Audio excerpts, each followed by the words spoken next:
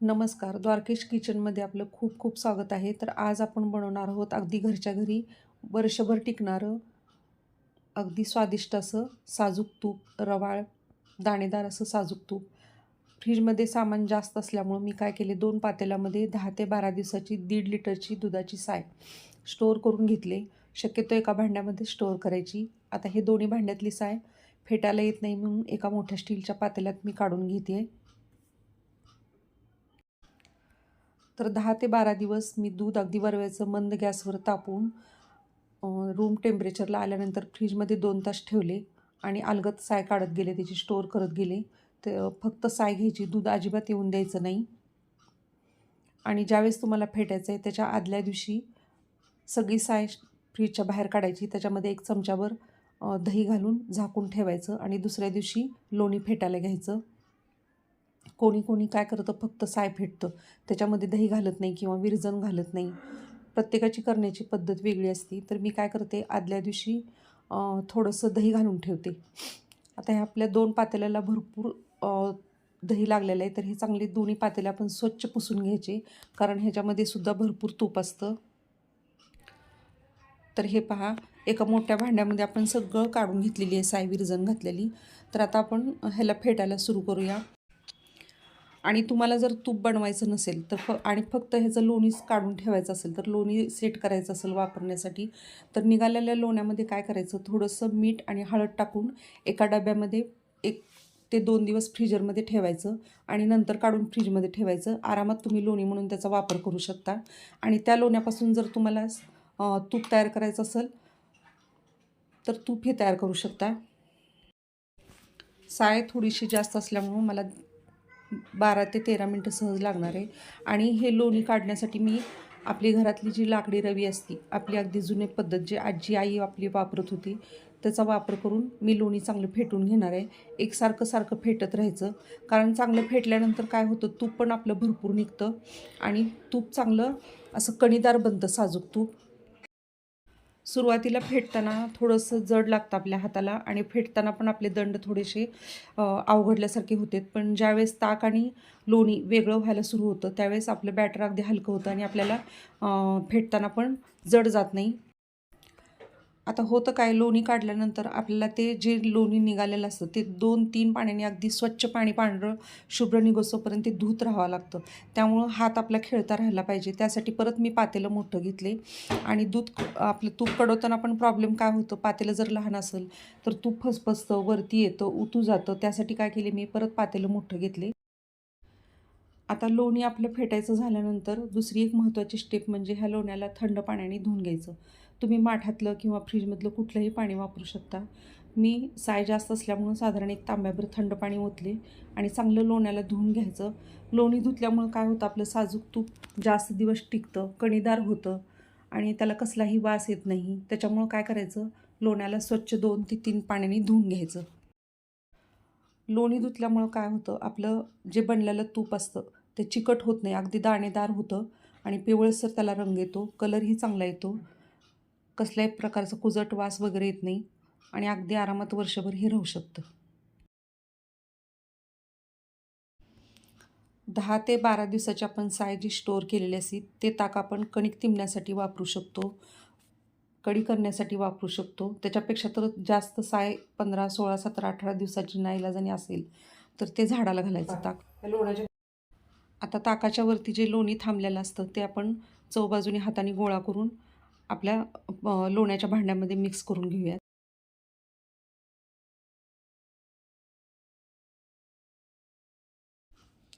तर ह्या अशा पद्धतीनं लोणी मी अगदी स्वच्छ धुवून घेतलेलं आहे. लोणी कडवताना ज्यावेळेस आपण भांडं गॅसवर ठेवतो त्यावेळेस काय करायचं, पूर्ण लोणी सर्व बाजूचं लोणी किंवा पातेल्यातलं लोणी सगळं मेल्ट होईपर्यंत गॅस एकदम मीडियम हाईटवर ठेवायचा आणि सारखं हलवत राहायचं.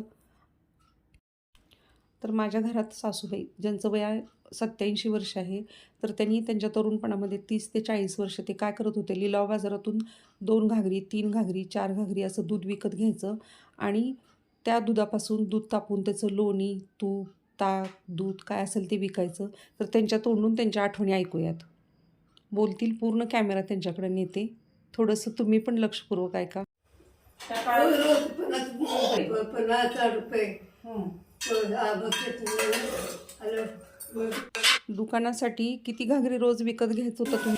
2 घागरी 3 घागरी 4 घागरी आणि तसं गॅस त्याला लोणचं ठेवायचं, तूप ठेवायचं, सगळं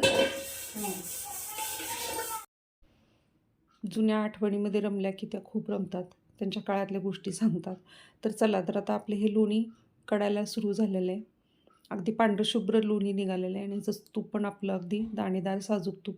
आणि हे तूप काढायचं पद्धत, लोणी तयार करायची पद्धत, हे सगळं मी त्यांच्याकडूनच शिकलेली आहे. यातलं मला काहीही येत नव्हतं.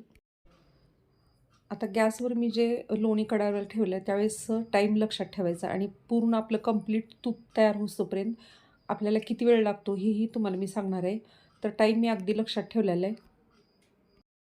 सुरुवातीचा अर्धा ते पाऊण तास आपलं फक्त हे लोणी आणि बेरी वेगळं व्हायला सुरुवात व्हायला आपल्याला अर्धा तास लागणार आहे. अर्धा ते पाऊण तास फक्त असं शिजून द्यायचं आणि हे बॅटरसारखं हलवत राहायचं.